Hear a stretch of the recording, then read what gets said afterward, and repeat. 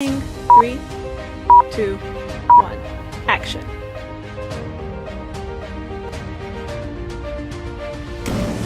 Welcome to the Ho-Choka Podcast. Hello, Matakiepi. Welcome to Ho-Choka here at the center of St. Joseph's Indian Schools campus. Today I'll visit with my wife, LaRayne. She's the Lakota Studies lead here at St. Joseph's Indian School. I recently read Joseph Marshall III's book, Crazy Horse Weeps, and I thought he spoke eloquently and urgently about fostering a strong cultural identity in Native American youth. And it made me think of LaRayne and how she relates her coming to awareness about her own identity as a Native American person. So, LaRayne, first of all, welcome to the podcast. It's good to have you here in Ho-Choka. Could you tell us just a little bit about your role here at St. Joe's and about the moccasins that you fill here at St. Joe's? Yes, Haumadakuyepi. The moccasins I fill at St. Joseph's Indian School are one as a teacher. Within that, it becomes a role model. And I do that in a language and a cultural sense.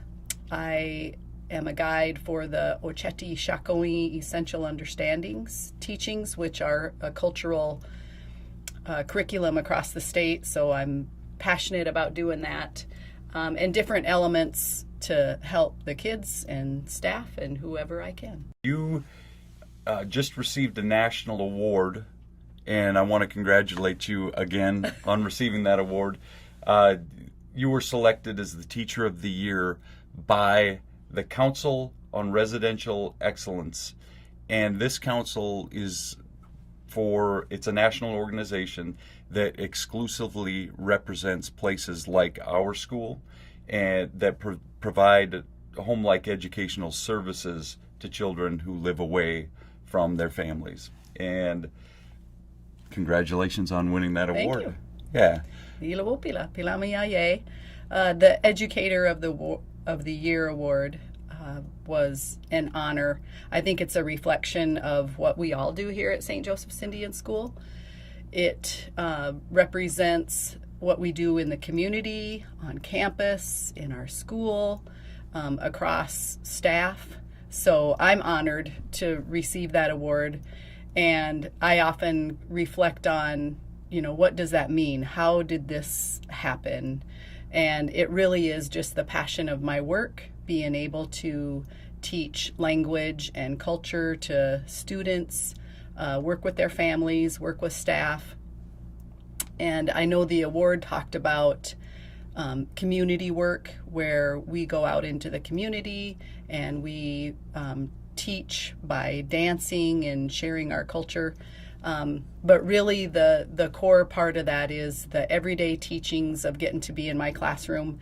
And I say it's a reflection of what we do because working here since 2002, I have learned many things from all staff who work at St. Joe's, whether it's the second grade teacher who has the really neat lesson plan and I say, ooh, I want to follow and do something on that, or the teachers who follow the Ocheti Shakoi Essential Understandings, and I get to see what the sixth grade math teacher has done with kinship terms in her class, or horse culture across campus.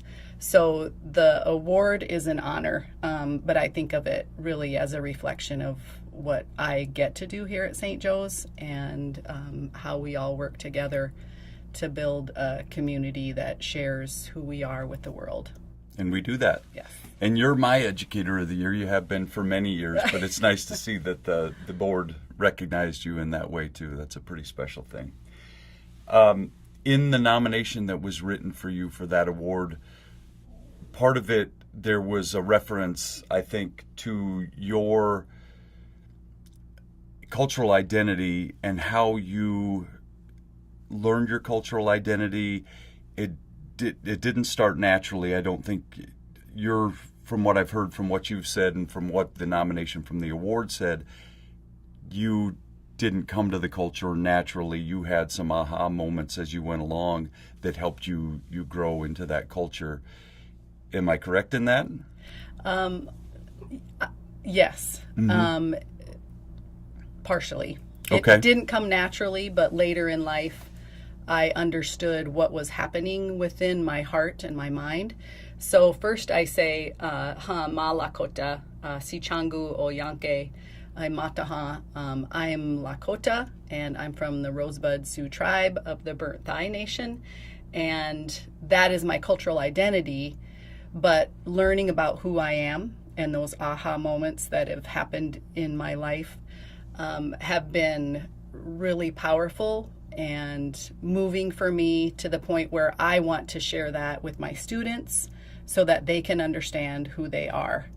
And some of those moments, for example, when I was younger and my mom and dad took my brother and I on a trip across the Black Hills, and we visited Crazy Horse, I was intrigued and loved looking at the red dirt that was around the Black Hills, and I wasn't aware of the Great Race story or any of those cultural elements because I was raised until I was 5 on the reservation and then moved away, had an Irish dad and a Lakota mom, and with being the youngest of 7 siblings, life is busy. But when those things happened, I remember my dad stopping, and we made sure that we had a bucket on the way home, and he got me some of that red dirt, which ties me to the earth. It is what it is, and I keep that in my classroom, and my students love just touching it. And I like to hear them say, "What is this?" And then I get to say, "Well, that's the red earth of the Black Hills, and it's about the story of the Great Race. Have you heard that?" And, we're tied to the earth. And recently, I also have some earth from Black Elk Peak. So when we go on our 7th grade cultural trip, I bring some of that back, and it shows a little bit of, looks like the fake gold dust. And so that's another option where I get to tell about, this is from Black Elk Peak. Gold was discovered in the Black Hills, and I get to go into the story about what that means, but also the spiritual element of Black Elk Peak. So there's a tie to earth there. Also, as I was growing up, my favorite numbers were always 4 and 7. Whenever I had to pick something, or I always focused on those 2 numbers. I had no idea why, but later in life then realized how sacred those numbers are. 4 directions, 7 directions. You multiply those and it becomes, 28. There are 28 and a half days in each moon. Just the multiplications of all of what that means makes sense to me now.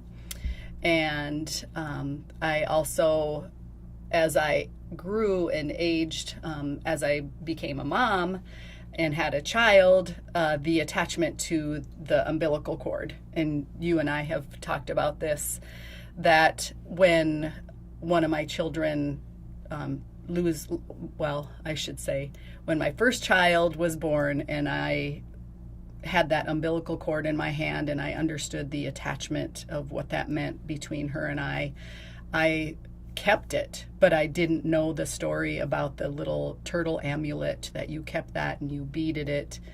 And so when I learned of that, I went back to that umbilical cord and created a little amulet, and I've done that for, as you know, all of our 4 girls and our grandbabies.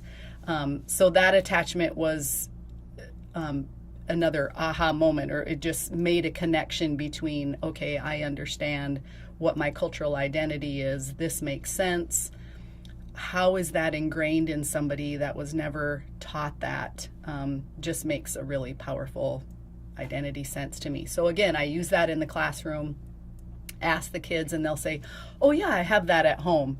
And just many things, the star quilt and all of those teachings. So to storms, I have always been intrigued by storms, and you and I know the altar to which we belong to ceremony is the Wakia Oyate, are the thunder beings, and they're a big part of the generosity that brings rain and snow and everything to the earth. So the storms are a big thing. And I think as I age and grow, there are going to be more things I figure out that have a cultural identity, because I think the more I learn, the more I realize I have more to learn yet. So I love the fact that you tie it. Everything is tied back into what you can teach to the children who you work with now.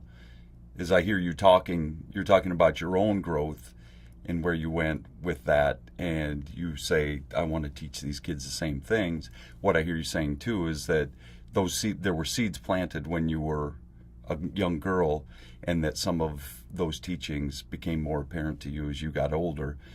You said that to me yesterday in terms of teaching language and how hard it is to teach to kids. You're doing your assessments right now in the classroom, and you teach for today, but you also teach for tomorrow. So those kids are learning those lessons, and you're planting seeds that we'll see if they end up sprouting at some point. Right. That's my passion. I want my kids to be able to understand who they are, identity-wise. It's always been my passion since I started. I want kids to be able to know who they are, to be able to carry on a conversation about who they are, to help them understand their cultural identity, from where they come, what that means, and be able to feel confident in who they are, and then continuing that to learn and teach other people. I often have the kids, I encourage the kids to go back and ask their families about their family members, or what's your belief about animals, or just as they're traveling, whatever they can do, ask questions about it and have a conversation with family about it. So kids come to our school at different ages. Some come in the first grade, some come in high school. How much do they know when they come in to this school about their culture? I'm sure kids have different, varying degrees of knowledge and understanding of their culture. Yes, and the variant of that degree, the spectrum of that degree is, very little to some of them a lot. However, I think a lot of our kids understand their cultural identity and who they are. It just is normal to them. So, for example, when some of our kids say, oh yeah, I go camping in the summer for, a week or a few days with my grandma, it might really be at Sundance ceremony. And to them, that's just a normal activity. So there are some kids also that have a lot of knowledge about culture, but because of generational issues, they might not be willing to share as much of that as they are comfortable with, or maybe family has said, this is something we do, we don't need to share it with the world. So there's a varying degree. Some kids know a lot, and you can tell the ones that have a really good base of language and culture, they'll share a little bit, or they might stay after and say, oh, I wanted to show you this, or oh, I wanted to tell you this. And those are those moments where you're just so grateful that they have that, they know it, they respect it enough to share what they can, share as much as they want to. But there's a variant degree, but it's really fun to see those eyes that light up when you're talking about something and they know what you're talking about, whether it's prayer or culture or language, family, kinship terms, all of those elements that are a part of teaching in the classroom or outside the classroom, going outside and talking about cedar and sage and sweetgrass and picking it, and they'll say, oh yeah, we go do this. So it's just those little things that you can do to bring that out so they understand this isn't something everybody does. I get to do this because it's a part of my culture. Mm-hmm. So you are on the mission integration team here at St. Joe's Indian School, and what does that have to do with shaping our kids' cultural identity? The one word that comes to mind when I think about being on the mission integration team is prayer. And because we are a Lakota Catholic school, Indian school, St. Joseph's Indian School, and in a Catholic mission organization, prayer is the focus of a lot of what happens. So I get to have prayer in my classroom before we start every class. The kids learn respect within that. So some of them are very nervous when they start, but I say, you're going to have a time when somebody's going to say, can you say a prayer? And you're going to be ready for this. And they're nervous. And some of them cannot wait. Is it my turn to pray? And some of them are very nervous about it. So it's kind of like that spectrum that we talked about. Some are comfortable, some aren't. But prayer is that focus of the mission integration team. So I get to have prayer in the classroom. I get to pour water for the girls in Inipi and prayer ceremony. We get to sing songs. That's a part of prayer and singing. And also then it's just that respect of what is prayer and how can I be a part of that in another area of my culture. So maybe in the homes, the students get to azalea and use the cleansing of sage and cedar to cleanse themselves in the home. And we also do that on the playground, so other teachers get to be a part of that, other house parents and staff get to be a part of that. Your staff uses that with the students when they have their counseling sessions. So it's those little things of prayer and spirituality that are interwoven across campus. Even teaching the kids about making a spirit plate before they have a meal and saying a prayer and honoring their relatives. So that mission integration team gets to weave in prayer and spirituality and respect, which are a large part of the culture, into any area that we can, whether it's in the dining hall or on the playground or in the chapel or in the homes or to the museum. The many pejuta, the medicines that we have around campus, that element of mission integration is so broad that I get to use it in a lot of ways. A large part of that is the seventh grade cultural trip, where we get to take the seventh graders across South Dakota, Wyoming, Montana, and really follow the footsteps of Crazy Horse, as you referred to in the beginning with Joseph Marshall's book. And within that is mission integration. We make prayer ties and leave them at sacred, important places across the way, whether it's the place where Crazy Horse was murdered, or at the top of Black Elk Peak, where many of our elders had their vision quests. And so that's a big part of that, teaching the girls and boys to sing songs. And that's probably one of the prouder moments. Is last year we had the girls and boys lead a prayer song wherever they were, whether it was Black Elk Peak or at Greasy Grass in Montana. And that made them feel good about who they were, but not anywhere near how proud I was of them to show who they are in a cultural identity, but interweave it with spirituality. Right. That's such a powerful thing to be able to do here. Yeah. In Joseph Marshall's book, he said, and I quote him, "Our final stronghold is our sense of identity." Could you tell our listeners, and maybe if we have parents out there who are listening, something practical that they can do at home to help build up their children's sense of cultural identity? What comes to mind is November was Native American Heritage Month, and during COVID, I created a calendar of activities for November that was something each day that you could do that was a part of your culture. And as I created it, I thought many things. One was, this can't be just 1 month. This is every day of every year, or weekly, yearly. Create some traditions and habits that are about who you are. So that's the first thing that comes to mind. And on that is so many fun things. So that's what I would encourage parents and families, other teachers. I shared it with our staff. I shared it with campus, who I think shared it with the world. But some of the things on there are learning about hair braiding, or going to our museum on campus, our award awesome winning museum that has so much knowledge about our culture and who we are. But also within that is the Rock Your Mocks Week.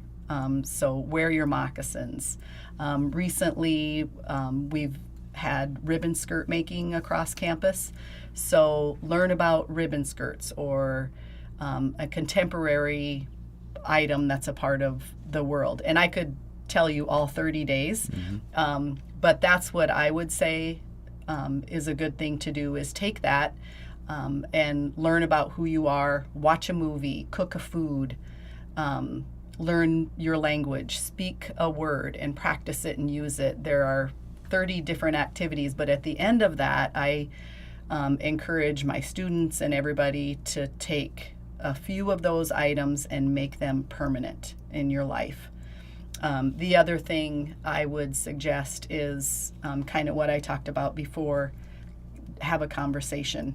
Ask about family. Ask about your family names. Ask about who you are, places your family has been, historical events, and what does that mean for the future. LaRayne, once again, thank you for joining us here in the Hochoka at the center of the St. Joseph's Indian Schools campus, where we talk about issues that are central to Native America today. Until next time, stay centered.